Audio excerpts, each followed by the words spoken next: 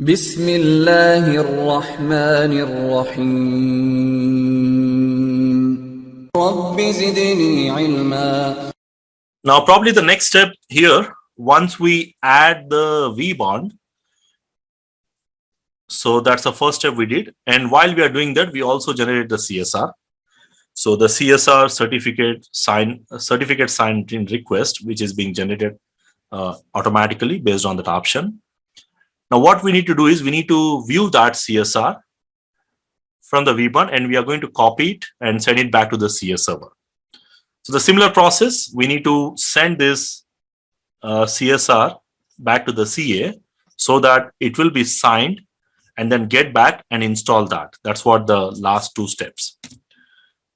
So this process is more similar to what we did in the vManage. So let's try to view the CSR. So I'll go back to my server. And to verify this, we need to get into the configuration option and we need to get back to the certificates. Now from the certificates, we need to go back to the controller tab. And here we will be able to see the vBond, which is being added. And if you click on this option on the right side, there will be a view CSR option. So if the CSR is not generated, we have to generate it. But if you remember, while we are adding, we tick that option called generate CSR. So we don't need to generate it again. So I can simply view that particular CSR. Now this is a CSR for vBond. So what we'll be doing is we are going to copy this code. So I'll select Control A and then copy. And let's close this one, okay? Now once you copy this, now we need to get back to the CS server, go back to the home page. Now on the CS server, we need to say request a certificate, right? Because we are trying to request a certificate for the vBond. And once you click on that, we need to select the advanced certificate request option. And then we need to paste the code and then click on submit. Now, once you click on submit, now the certificate request has been received. That is what it shows. Now, the next step, we need to issue this certificate, right? That's the next step, a request identity certificate. We did that. That's the third step.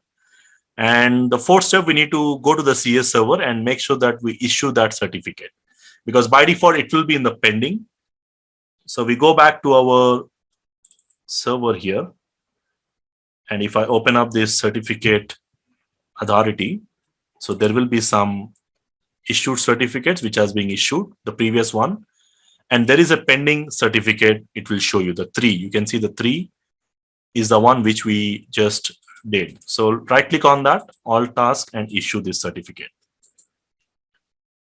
Now once we issue this certificate, that's a fourth step. So if you go back to the steps here, we requested the identity certificate from the CS server, and then we have issued that certificate. And the final step, we need to download that certificate and we need to install that identity certificate for the vBond. So let's go back to the downloading the certificate for the vBond. Now to download this certificate, again, go back to the CS server homepage and click on download the CS certificate option. Now, once we do this, now it is going to ask you the code. So select this base 64 code and then download the CS certificate. So save this file. And this file will be saved by default in the download folder. I'm going to rename this as a vBond certificate.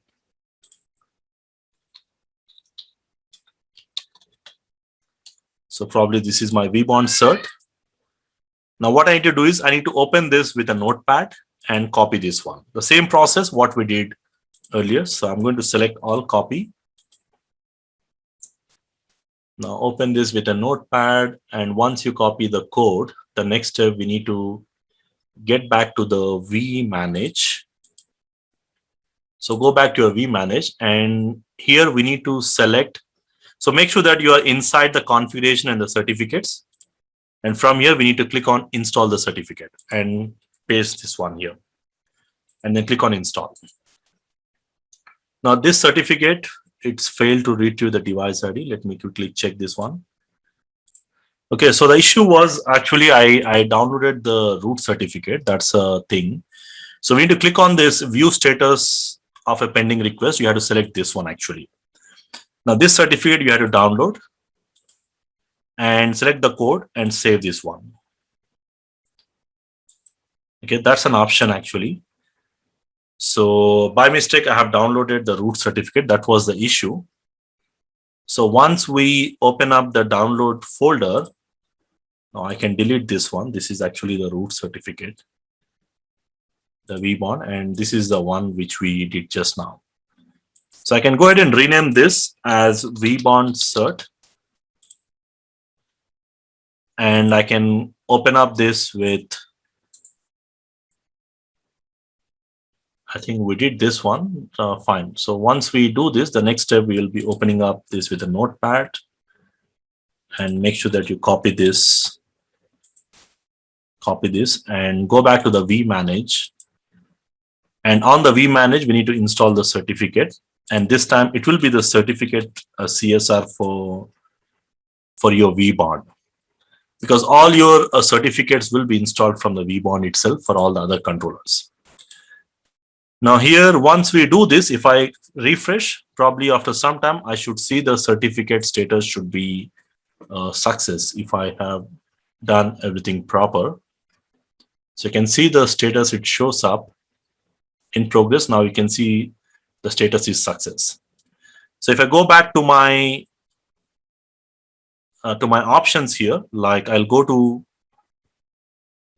the configuration, and if I go back to my certificates to verify the certificates and click on the controllers. So in the controller option, we should see there will be a vBond, and the vBond is updated here, and this is what you will see, the information here.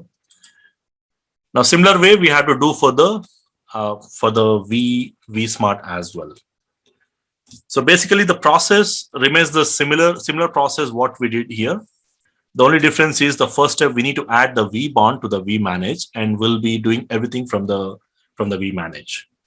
So we need to copy that CSR and then request the CA to sign it, and then you need to download that, and then later on, once you get the identity certificate, you're going to install that on the vManage.